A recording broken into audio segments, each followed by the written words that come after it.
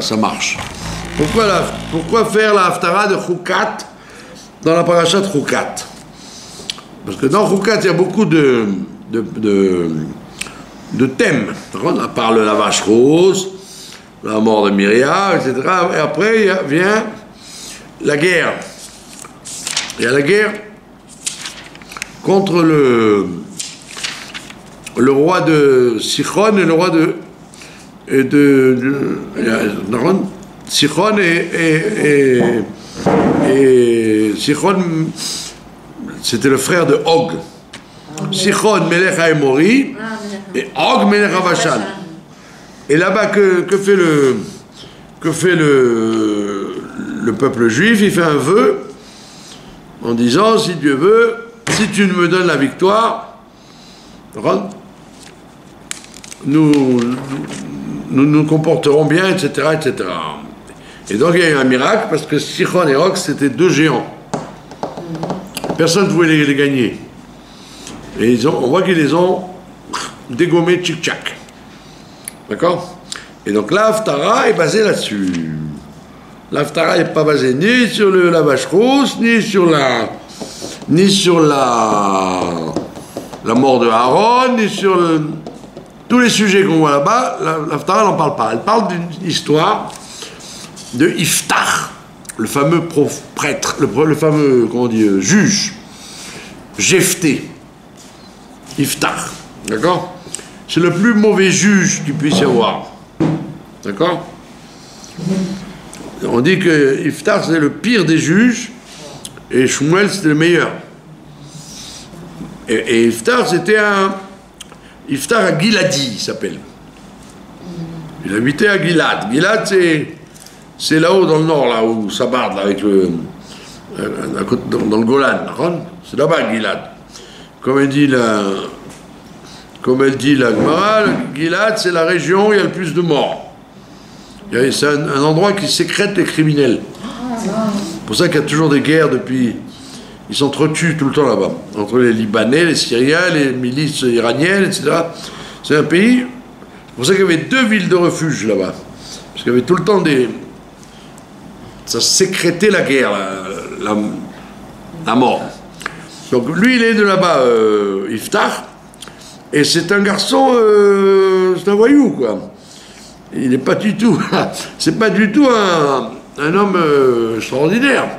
Mais comme il est très fort, et qu'il avait des amis qui étaient très forts, donc les gens l'ont mis dehors. Mais après, quand il y a eu la guerre contre Amon qu'on a vu avant, Sichon, Haemori et Og Melech Havashan, comme il y a eu la guerre, que les Bnei Israël ils étaient embêtés par eux, ils l'ont appelé à la rescousse pour gagner la guerre. D'accord? Et donc, comme toutes les raisons de l'antisémitisme, voilà. Pourquoi aujourd'hui les Palestiniens et les Arabes ils veulent la terre? Ils vous disent parce que vous nous avez volé la terre. Pourquoi ils se réveillent 1000 ans après? Pourquoi ils se réveillent 1000 ans après? Pendant 1000 ans, ils n'ont jamais rien dit quand il y avait des Juifs. Pourquoi maintenant ils disent?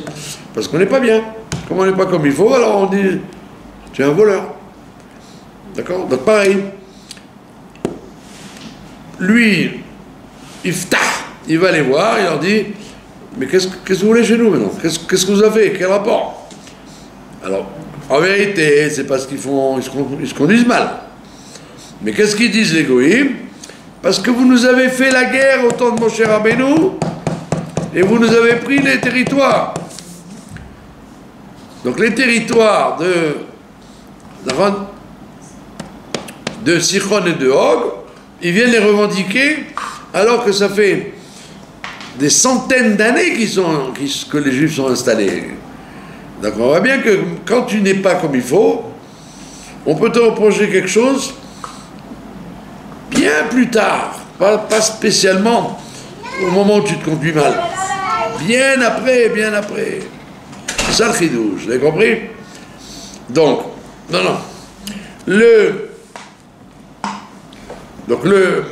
quel est l'intérêt de cette Haftara?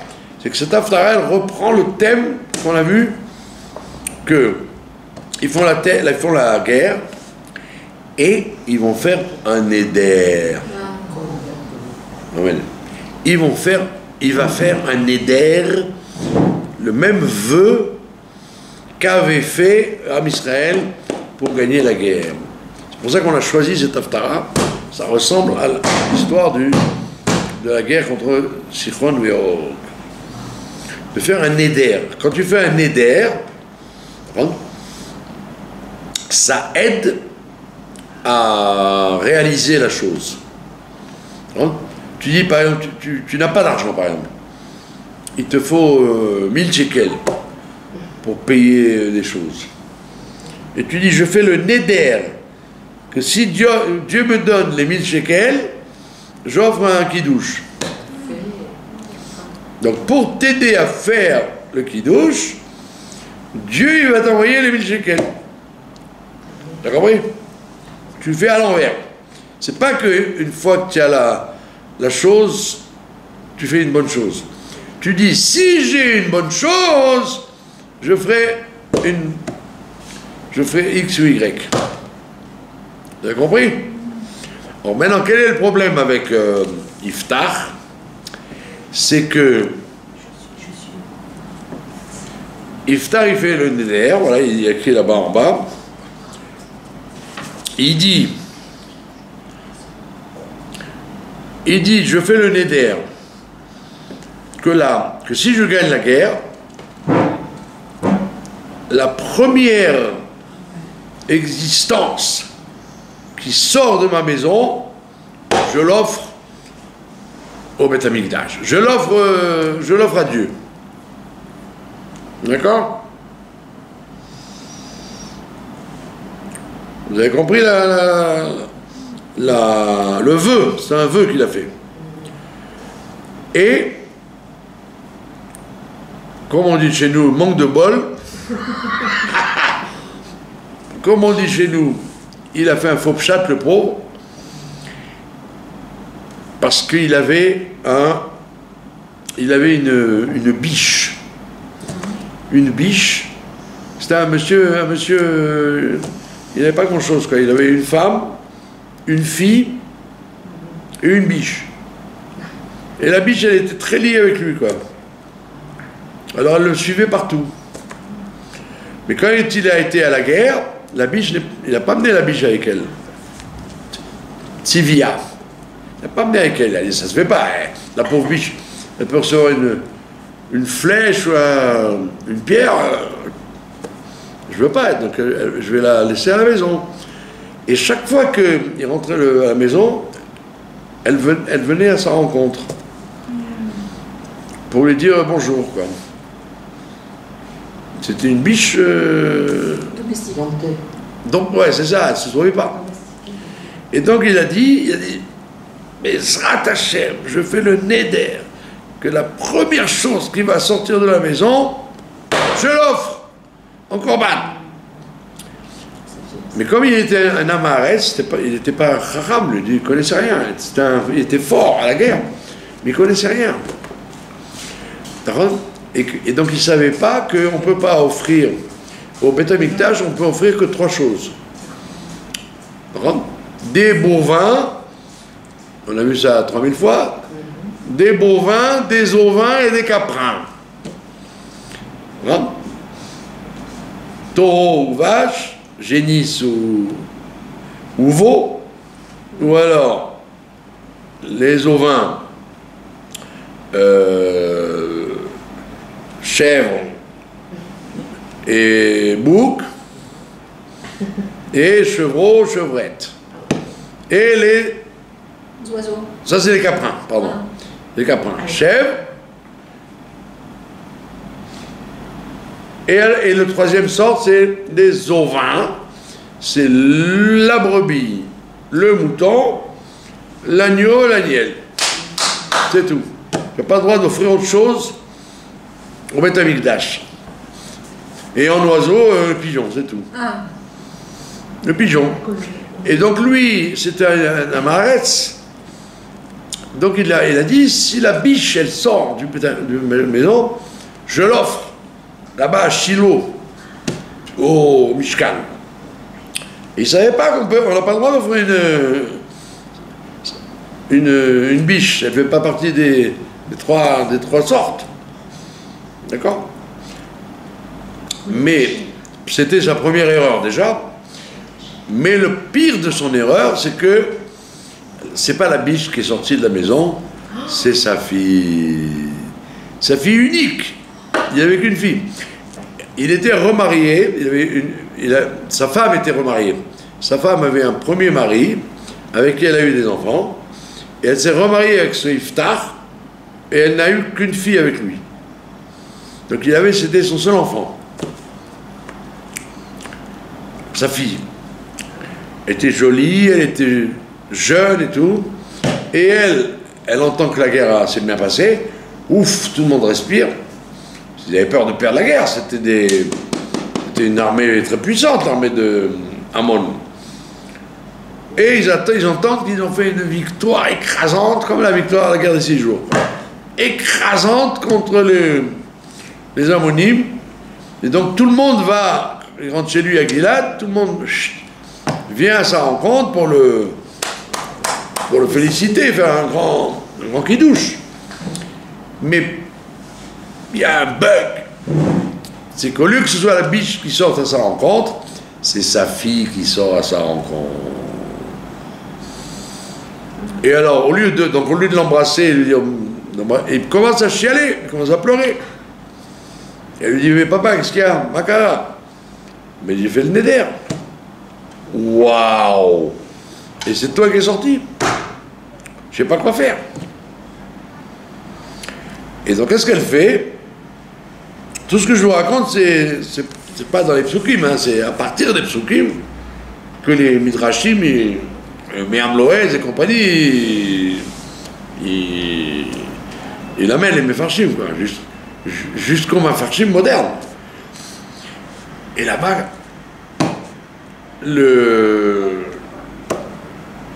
la question se pose, qu'est-ce qu'il va faire maintenant? Il fait un éder. Un éder, tu ne peux pas l'enlever.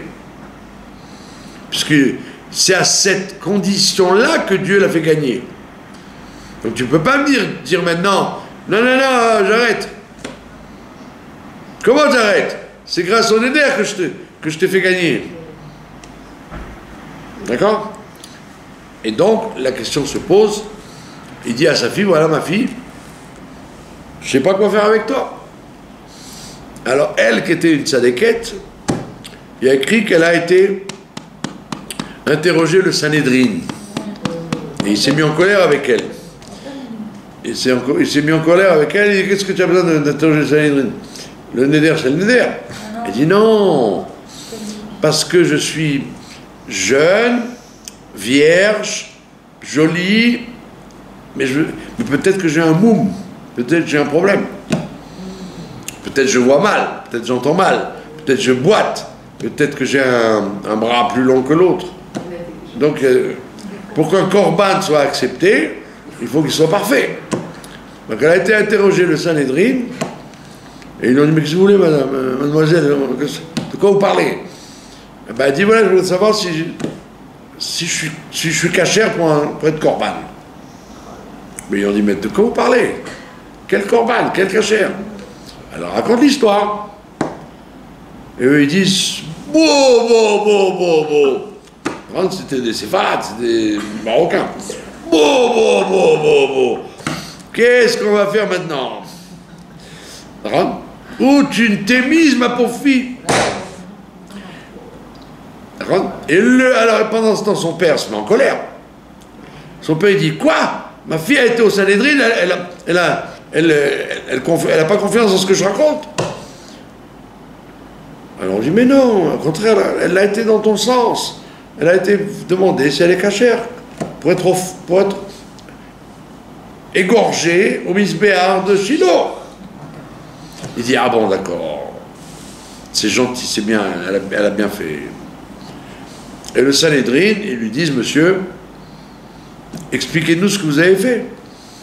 Et lui, il raconte son éder. Alors, dans le Sanhédrin, ils ont dit, est-ce qu'un éder comme ça peut s'en aller? Comment fait-on Atarat Nedarim avant Rosh Hashanah ou Birlal? Quelqu'un fait un éder. Après, il se rend compte qu'il ne peut pas le tenir. Alors, est-ce que... S'il savait que... Voilà. Alors, on lui dit, est-ce que si vous aviez su que c'est votre fille qui va sortir de la première maison? Il a dit, moi j'ai cru que c'était la biche qui allait sortir. Mais il dit, mais la biche, de toute façon, la biche, vous ne pouvez pas l'offrir en corban. Donc votre néder, il s'applique quoi qu'il soit. Alors on demande, alors quoi? Alors quoi? Qu'est-ce qu'il faut faire? Alors ils ont dit, ou, qu'est-ce que ça veut dire tuer quelqu'un? Ou on la tue pour de bon, parce que le néder ne peut pas partir, ou alors elle part dans un couvent et elle finit sa vie là-bas sans se marier, toute seule. Elle invente le principe des bonnes sœurs chrétiennes, quoi. On retrouve ça en Inde d'ailleurs, en Inde il y a aussi ça. Dans les pays asiatiques, il y a des religions comme ça où on interdit aux jeunes filles de se marier. Au lieu qu'elles aient une vie, qu'elles trouvent à se marier et tout, on les emmène dans les couvents. Et les chrétiens ont repris cette idée aussi. Et donc il dit voilà, ou on la tue pour de bon, ou on l'envoie dans un couvent. Alors qu'elle était bien, elle était formidable. Et donc le Sanhédrin ne savait pas quoi faire avec Iftar. D'accord? Et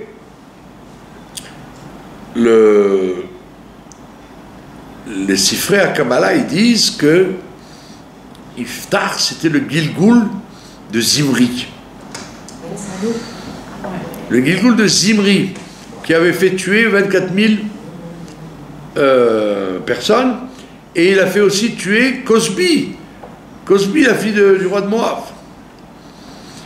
Et on dit que la fille de Iftar, c'était le Gilgoul de Cosbi. Et donc tous les deux, en vérité, devaient mourir pour récupérer le Chilul Hashem qui avait eu lieu à l'époque. Donc c'est une histoire horrible. D'accord? Donc maintenant, on a vu ça déjà dans les Midrashim, les Gmarot. Il y a écrit que, on voit ça sur la vache rousse d'ailleurs. À propos de la vache rousse, on voit qu'il y a ce qu'on appelle Dina Kashia et Dina Rafia. Il y a le din dur et le din tendre. Par exemple, si quelqu'un il est passible de srefa, il doit mourir par le tribunal en étant brûlé par la gorge. D'accord? Ou noyé. Il doit être noyé. Noyé, c'est quoi? C'est étranglé. Donc il y a ça peut être dans ce Gilgoul ou dans un autre, bien évidemment. En général, c'est dans un autre Gilgoul. Mais maintenant, il arrive dans ce monde-là, s'il ne fait pas Teshuvah, il va lui arriver le din caché, le din dur. Le din dur. Regardez, Dieu préserve, la semaine dernière, il y a une dame de Kochav Yaakov qui a été brûlée. Un chargeur de vélo, il a mis le feu à la maison, elle est morte là-dedans. Donc c'est ce qu'on appelle srefa. Elle est morte asphyxiée par les fumées. C'est terrible ce qui se passe, ouais. Et donc, Ça, c'est ce qu'on appelle dina kashya, quand le din est dur. C'est le din s'applique exactement comme il devait s'appliquer dans le Gilgul. Maintenant, si on fait Teshuvah, alors ça devient dina rafia. Le din devient un din allégé. C'est quoi le din allégé? Donc l'exemple que je peux donner, si vous êtes, quelqu'un est passible de srefa, de brûler, ben, au lieu que Dieu préserve de mourir dans un incendie, on lui sert une soupe ou un café et il se brûle la gorge. Ah! Il meurt pas. J'étais sûr que le café n'était pas chaud. Et brûlant, oh là là, c'est pas bon ça. Ou la soupe. Il a mis la cuillère, il a fait comme ça, mais malgré tout, c'est très chaud. Ah, il s'est brûlé la truc, et ben voilà, il a eu dina rafia. Il a été sauvé de son Gilgul, il n'est pas mourir de Srefa, il est mort de. C'est rien du tout, voilà. Vous avez compris? Même chose, ce qu'il a, il doit être lapidé. Et, au lieu d'être lapidé, donc que Dieu préserve, lapidé, ça veut dire qu'il va être un accident de voiture, tac, un choc violent, il meurt. Ou alors, il rentre dans le tramway et on le pousse comme un. On le pousse, vous n'avez pas de place, il se fait écraser par les gens de truc, ça s'appelle dina rafia. On lui a fait ce qu'il a en miniature. Comme je dis tout le temps, quand quelqu'un se marie, quand il monte à la Torah, on lui jette des bonbons. À l'époque, on leur jetait des amandes et du riz mais là, aujourd'hui, on ne jette plus du riz, on jette des bonbons. Donc, dans les communautés, on lui met un talit sur lui pour pas qu'il pour qu'il évite les coups, parce qu'il y a des enfants et des gens qui font exprès de lui lancer pour lui faire mal. Donc c'est vrai que ça va le déranger parce qu'il va recevoir des bonbons, et il a reçu ce qu'il a. Il a été épargné de la lapidation avant de se marier. Donc il faut dire merci, mon Dieu. Il faut dire merci, voilà. Moi je dis ça. Vous avez compris? Ou quand on se coupe des fois. Voilà. Donc quelqu'un il peut avoir, je dis merci maman. S'il a des petits problèmes, des petites souffrances, ça lui est compté comme s'il y avait le din, le vrai din qui aurait dû arriver sur lui, mais il arrive de façon très très très mineure. Ça s'appelle dina rafia. Donc on explique donc il s'est passé avec Iftach, qu'en fait, bien qu'il ait été le Gilgul de Zimri et qu'il ait été le Gilgul de Cosbi, ils auraient dû mourir tous les deux. On voit qu'il n'est pas mort, lui, au contraire, il a gagné la guerre. Et elle, alors on dit la peur qu'ils ont eue de devoir être exécutés comme ça, ils ont nettoyé le Gilgul. Donc elle n'a pas été tuée, la fille? Il n'a pas tué ça? Alors voilà, il y a plusieurs chitotes là-dedans. Il y a une chita qui dit que elle s'est rendue quitte en partant dans un minzar, dans un couvent, toute seule, ou avec des collègues à elle. Et alors, qu'est-ce qu'elle faisait? Les filles venaient la voir régulièrement, et elle faisait des brachot. Elle faisait des brachot, et donc le fait qu'elle soit restée célibataire, en vérité, elle a été comme une rabbinite. Les gens leur racontaient ses problèmes, les femmes venaient raconter ses problèmes. Celle-là, elle a été malade, celle-là, elle a eu une fausse couche, celle-là, elle a des problèmes avec son mari, etc. Et elle les bénissait, elle écoutait l'histoire et elle arrangeait leurs problèmes. Et donc elle a joué le rôle d'une conseillère. De toute sa vie, elle a consacré à ça. Ça, c'est la première chita. Maintenant, il y a eu une autre chita, et c'est pas n'importe qui, c'est Rashi. Rashi dit, il a tué sa fille pour de bon. Il a été obligé de respecter le neder et tuer sa fille, parce qu'on ne pouvait pas lui enlever le neder. Maintenant, il y a un troisième volet à l'affaire, c'est que, étant donné que c'est un problème très grave que le Sanhédrin n'arrivait pas à trancher, ils lui ont dit, une seule personne peut enlever le Néder, c'est Pinchas, le grand prêtre. Ah, c'est trop beau. Le grand prêtre. Le Gilgoul de... Et voilà, exactement. Comment il s'appelle déjà? Le Gilgoul de Pinchas. C'est pas le Gilgoul, c'était lui. Ah oui, oui. Lui, plus vieux. Ah ouais. Il était vieux. Waouh, trop beau. Il était bien plus vieux, il avait 400 piges. Magnifique.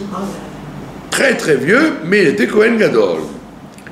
Et donc, quel est le personnage le plus important à ce moment-là? Le juge ou le Kohen Gadol? Donc le Sanhédrin a dit, étant donné que toi, le juge, tu es impliqué dans l'affaire, donc tu ne peux pas t'enlever le vœu. Mais par contre, tu peux aller voir Pinchas et lui dire de te l'enlever le vœu. Lui, il peut réunir son beddin à lui, de Kohanim, et il te fait sauter le vœu.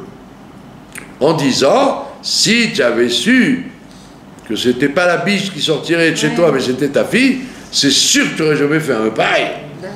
Tu aurais dit à Dieu, je fais le vœu d'apporter un autre korban, ou alors faire un kidouche à la joule. Et donc ils ont dit, voilà, la seule solution c'est que tu ailles à Shiloh voir Pinchas. Mais voilà pas que l'orgueil s'en est mêlé. Non. Que lui il a dit, moi le juge, je vais me rabaisser devant le Kohen Gadol alors que j'ai gagné la guerre. Alors ils ont dit oui, c'est vrai, on va voir Pinchas. Ils vont voir Pinchas et Pinchas il dit, moi Pinchas, je vais lui pardonner. Grand prêtre et héros contre Zimri à l'époque, moi je vais m'abaisser à aller à Gilad lui enlever son vœu. Donc tous les deux ils ont joué la guerre du kavod, la guerre des honneurs. Et donc, c'est pour ça que si Pinchas, en vérité Pinchas, il aurait en même temps fait son tikkun. Ben oui, il n'a pas fait. Et voilà, il aurait fait son tikkun de récupérer Zimri et Cosbi, puisqu'il les a tués, Sachakol. Il a fait une mitzvah de les tuer, mais c'est pas bon de tuer. Il aurait pu, tac, réparer ça en disant, non, il n'y a rien, ça y est, vous avez réparé. Et moi, Pinchas, je vous enlève le néder.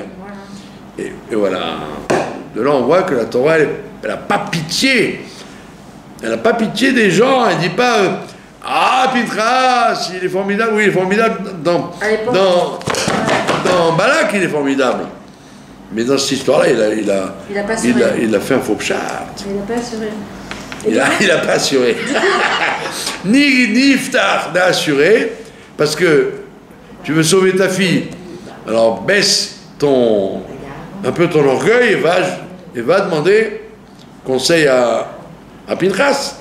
Lui, il peut t'enlever le néder. Ce que ne peut pas faire ton beddin à toi, son beddin à lui peut le faire. Donc il aurait pu sauver sa fille, et il ne l'a pas fait. Donc de là, on apprend Aleph, puisque l'Haftarah, tout le monde la lit ce Shabbat. Donc en général, les gens ils comprennent rien à l'Haftarah, ils attendent le kidouche, ils attendent Moussaf et le kidouche, mais les gens un peu sérieux, ils étudient l'Haftarah, rentrent dans la semaine pour voir pourquoi on parle de ça. Donc déjà, on te dit Aleph, première conclusion, ne fais jamais de néder si tu ne sais pas exactement à quoi tu t'exposes. Il y avait beaucoup d'histoires au Maroc comme ça, de femmes ou d'hommes qui n'avaient pas d'enfants, qui avaient des enfants et qui faisaient le néder devant des rabbinim ou devant le Sefer Torah. Par exemple, de faire telle chose, ou d'aller quelque part, et ça fait des problèmes. Parce que des fois, les gens n'entendent pas le néder. Donc le néder, il prend, même si personne n'a entendu. Et donc après, il se retrouvait avec des femmes qui n'avaient pas d'enfants, ou des femmes qui se mariaient, des enfants qui ne se mariaient pas, ou des... Tu vois, tout ça parce que la parole, elle est sacrée. Ne t'amuse pas à faire un éder. Ne t'amuse pas à dire je ne veux pas parler à cette personne, je ne veux plus lui parler, je ne veux plus le voir. Tu arrives à des catastrophes. Ouais. Et quand on ne sait pas. Pardon? Quand on ne sait pas. Alors c'est pour ça qu'on fait Atarat Nedarim à Kol Nidre. Le soir du Kol Nidre ou avant Shoshana, on essaye de demander d'enlever tous les Nedarim qu'on a pris, même sans s'en rendre compte. Combien de diabétiques font ça? Ah non, je mange plus de sucre. J'ai trop de sucre. Ah non, je mange plus de sucre. Et puis Tom vient le kiddush, il y a des éclairs au chocolat et ou une bonne tarte aux pommes. Allez, je me laisse faire. Mais tu as dit que je mange plus de sucre. Tu as fait un éder. Bon, devant tout le monde, tu vois. Ah non, je ne bois plus l'alcool. Hein. Oh, ça m'a fait beaucoup de dommages. J'ai bu un peu de broucha, ça m'a tourné la tête. Je ne bois plus d'alcool. Pourquoi tu as ouvert ta bouche? Bientôt, il y a Shabbat, tu vas être obligé de boire le vin. Ou il y a la Brit Mila de ton petit-fils, tu vas bien obligé de dire les Chaïm. Donc les gens n'arrêtent pas de faire des Nedarim. Et on leur dit, comment on approche de Tammuz, Av, Elul, prends le pli de ne pas faire des vœux. Tu veux faire quelque chose de bien, pense-le, et quand arrivera le moment, tu feras la chose bien. Donc, Aleph. Donc, on te dit de Parashat Rukat, de Haftarah, ne fais pas de vœux. La preuve, c'est que là, dans notre parachat, c'était sous le contrôle de Moshe Rabbeinu, le vœu qu'ils ont fait. Ils ont dit, si on gagne, Moshe Rabbeinu était supervisé, ça. Donc, il a dit, c'est bon. On sera capable de respecter ce vœu. Mais toi, Iftar, tu es un homme qui ne connaît pas la halakha, qui ne connaît pas les dioukim. Qu'est-ce que tu parles? Et les gens, ils ne savaient pas son histoire que la biche, elle devait sortir et qu'on ne sait rien. Donc, première mise en garde, évite les vœux dans tous les cas de figure. D'accord? On voit ça dans les mariages. Le mari se dispute avec sa femme. Je veux rien de toi. Une heure après, il a faim. Tu ne peux pas me servir une salade, mais tu n'as pas le droit. Tu as dit je ne veux rien de toi. Donc tu dois te la faire toi, la salade. D'accord? Avec les enfants aussi. Combien de parents ils font ça avec les enfants? Je veux plus que tu m'appelles. Je veux plus que tu m'appelles. D'accord? Alors pourquoi tu réponds? Pourquoi tu as répondu au téléphone quand il t'a appelé? Donc on voit bien que c'est très problématique.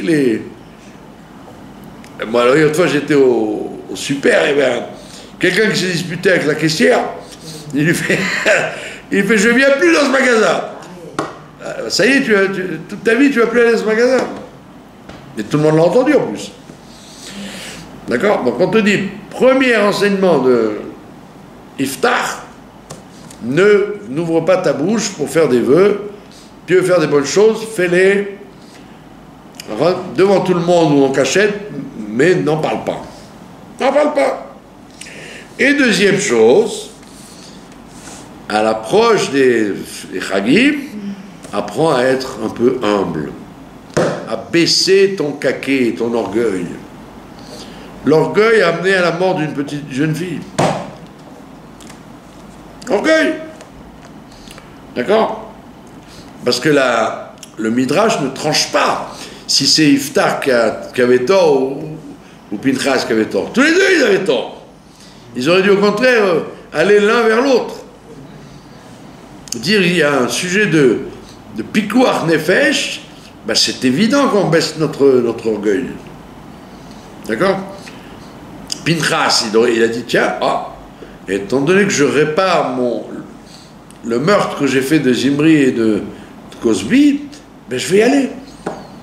je vais aller à sa rencontre. Et l'autre, étant donné qu'il sauvait sa fille, il aurait pu au moins avoir l'intelligence d'aller voir Pinchas. Donc vous voyez, c'est une haftara extrêmement intéressante et psychologiquement très riche. Et donc voilà, donc c'est pour ça qu'on la lit avant les 3 semaines, parce qu'on va rentrer dans les 3 semaines. Et donc c'est une haftara de préparation à la Teshuvah. Intéressant, non? Ah ouais, c'est passionnant. Voilà, je vous remercie de votre attention. Shabbat Shalom, on verra. Et comme on dit, Mashiach now. Ouais.